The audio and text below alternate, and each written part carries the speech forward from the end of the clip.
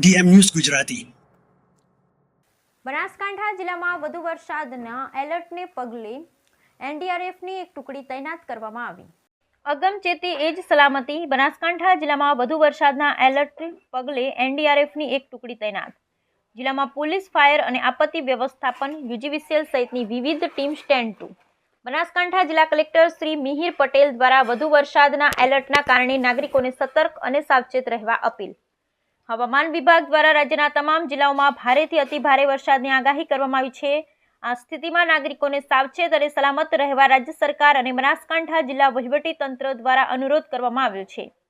જિલ્લા કલેક્ટર શ્રી મિહિર પટેલ દ્વારા જિલ્લામાં કોઈપણ પરિસ્થિતિને પહોંચી વળવા માટે તંત્રને એલર્ટ મોડમાં રહેવાનો આદેશ આપવામાં આવ્યો છે.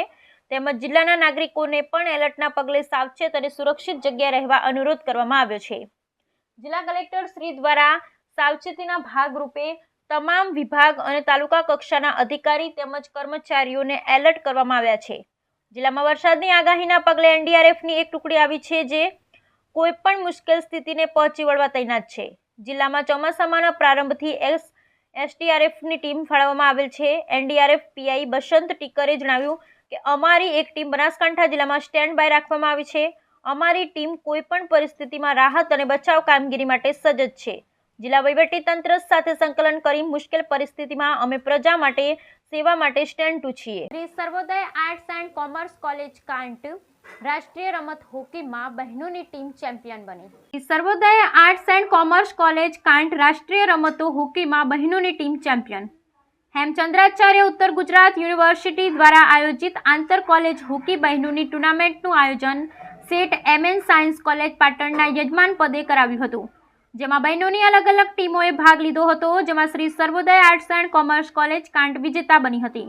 54 વર્ષ બાદ હોકી રમતમાં બહેનોએ બાજી મારી હતી.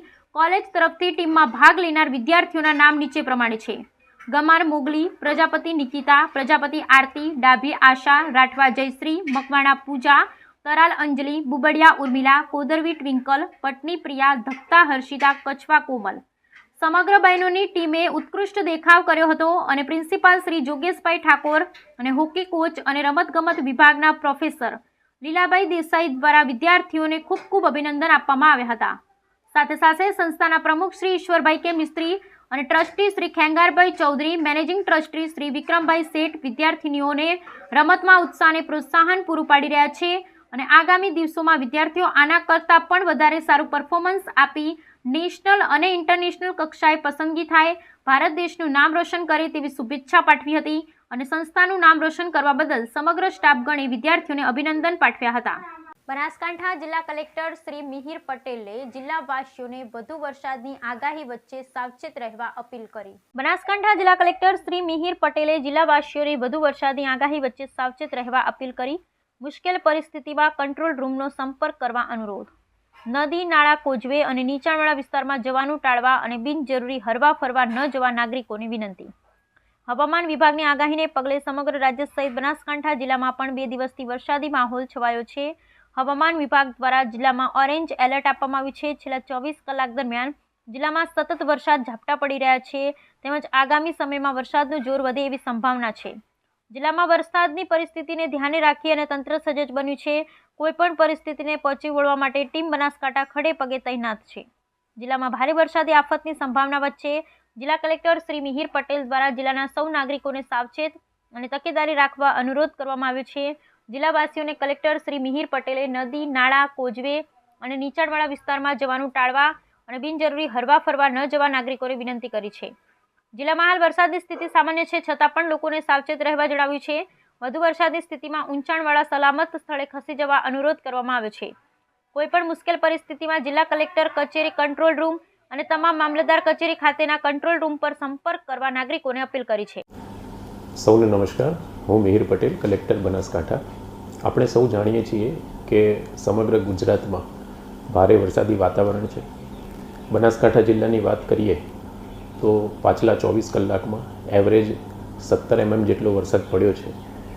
આમ વરસાદના સંદર્ભમાં હાલમાં પરિસ્થિતિ સામાન્ય છે. આમ છતાં હવામાન વિભાગ દ્વારા બનાસકાંઠા જિલ્લામાં આજરોજ ઓરેન્જ એલર્ટ આપવામાં આવેલું છે. આથી સૌ બનાસકાંઠા જિલ્લાના નાગરિકોને મારી નમ્ર વિનંતી છે કે તકેદારી અને સાવચેતીના ભાગરૂપે નદી નાળાના જે નીચાણવાળા વિસ્તાર છે, ઓવર ટોપિંગ થતું હોય તો જે કોઝવેવાળા વિસ્તારો છે ત્યાં આગળ જવાનું ટાળીએ, બિનજરૂરી બહાર ફરવાનું ટાળીએ અને ખૂબ વરસાદની પરિસ્થિતિમાં ઊંચાણવાળા વિસ્તારો અને સુરક્ષિત વિસ્તારો ઉપર જવાનું પસંદ કરીએ. કોઈપણ મુશ્કેલીની ઘટનામાં કલેક્ટર કચેરી ખાતે તથા તમામ મામલતદાર કચેરી ખાતે 24 કલાક કાર્યરત કંટ્રોલ રૂમનો સંપર્ક કરીએ. ધન્યવાદ. ધાનેરામાં આવેલ કૈલાસ સોસાયટીમાં આજે કૃષ્ણ જન્મ મહોત્સવનો કાર્યક્રમ યોજાયો. ધાનેરામાં આવેલ કૈલાસ સોસાયટીમાં આજે કૃષ્ણ જન્મ મહોત્સવ કાર્યક્રમ યોજાયો. કૈલાસ સોસાયટીના ભાઈઓ બહેનો દ્વારા કૃષ્ણ જન્મની ધામધૂમથી ઉજવણી કરવામાં આવી. કૃષ્ણ બની નાના બાળકોએ મટકી ફોડી લોકોએ જય કનૈયા લાલ કી, હાથીઘોડા પાલકીના ગુંજથી કૈલાસ સોસાયટી ઝૂમી ઉઠી. નાચતે ગાતે શ્રી કૃષ્ણ ભગવાનના જન્મદિવસની ઉજવણી કરવામાં આવી. દિયોદર મુકામે પરમ પૂજ્ય સંત શ્રી આનંદ પ્રકાશ મહારાજની પુણ્યતિથિ નિમિત્તે રક્તદાન કેમ્પ યોજાયો. દિયોદર મુકામે પરમ પૂજ્ય સંત શ્રી આનંદ પ્રકાશ મહારાજની પુણ્યતિથિ નિમિત્તે રક્તદાન કેમ્પ યોજાયો. અખિલ પરશુરામ પરિવાર દિયોદર દ્વારા પૂજ્ય ગુરુવર્ય બ્રહ્મચારી સંત શ્રી આનંદ પ્રકાશ મહારાજની 19મી પુણ્યતિથિ નિમિત્તે દિયોદર નીલકંઠ મહાદેવના સભાગૃહમાં કાર્યક્રમની ઉજવણી કરવામાં આવી હતી, જેમાં બાપુની છબીનું પૂજન અને મહાઆરતી અને ભોજન પ્રસાદનું આયોજન કરવામાં આવેલ. આ પ્રસંગે દર વખતની જેમ રક્તદાન કેમ્પનું આયોજન કરવામાં આવેલ અને 55 બોટલ રક્ત એકઠું કરી ઇન્ડિયન રેડક્રોસ સોસાયટી અંતર્ગત ગાંધી લિંકન હોસ્પિટલ ડીસાને આપવામાં આવેલ. રક્તદાતાઓને સુંદર મજાની મોમેન્ટ સ્વરૂપે મોટી બેગ આપવામાં આવી હતી.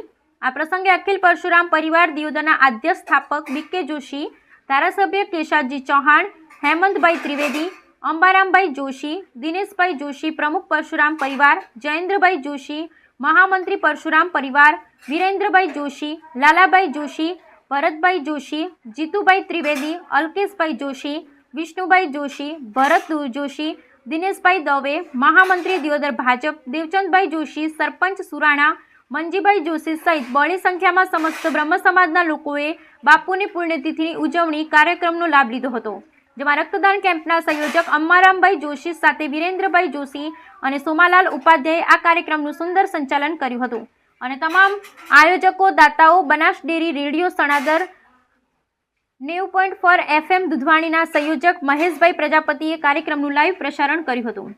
હવામાનની આગાહીના પગલે ધાનેરામાં આજે સવારથી જ વાદળછાયા વાતાવરણમાં વરસાદ વરસી રહ્યો છે. હવામાનની આગાહીના પગલે ધાનેરામાં આજે સવારથી જ વાદળછાયા વાતાવરણમાં વરસાદ આવી રહ્યો છે. છેલ્લા 1 કલાકથી ધોધમાર વરસાદ પડી રહ્યો છે અને ધાનેરાના જાહેર માર્ગો પર વરસાદી પાણી ભરાઈ ગયા છે, જેના કારણે વાહન ચાલકો રાહદારીઓમાં મુશ્કેલી વેઠવાનો વારો આવ્યો છે. ત્યારે બીજી તરફ ગરમીથી લોકોને છુટકારો મળ્યો છે અને ખેડૂતો માટે વરસાદે આવનારા નવા વર્ષ માટે લાભદાયી થઈ શકે છે. પાણીના તળ ઊંચા આવતા ખેડૂતોને ખેતીમાં મોટો ફાયદો થઈ શકે તેમ છે. ધાનેરામાં આવેલ પૌરાણિક ધાખાના દરવાજે આવેલ રામાપીરના મંદિરથી ભવ્ય શોભાયાત્રા નીકળી. ધાનેરામાં આવેલ પૌરાણિક ધાખાના દરવાજે આવેલ રામાપીરના મંદિરથી ભવ્ય શોભાયાત્રા નીકળી. ચાલુ વરસાદમાં પણ ભક્તોએ જય કનૈયા લાલ કી, હાથીઘોડા પાલકીના ગુંજ સાથે નાચતે ગાજતે ભવ્ય શોભાયાત્રા નીકળી હતી. આ શોભાયાત્રા ધાનેરાના જાહેર માર્ગો પર ફરી હતી અને મોટી સંખ્યામાં ભાઈ બહેનો શોભાયાત્રામાં જોડાયા હતા. દર વર્ષની જેમ આ વર્ષે પણ હિન્દુ સનાતન ટ્રસ્ટ દ્વારા ભવ્ય શોભાયાત્રા નીકાળવામાં આવી હતી.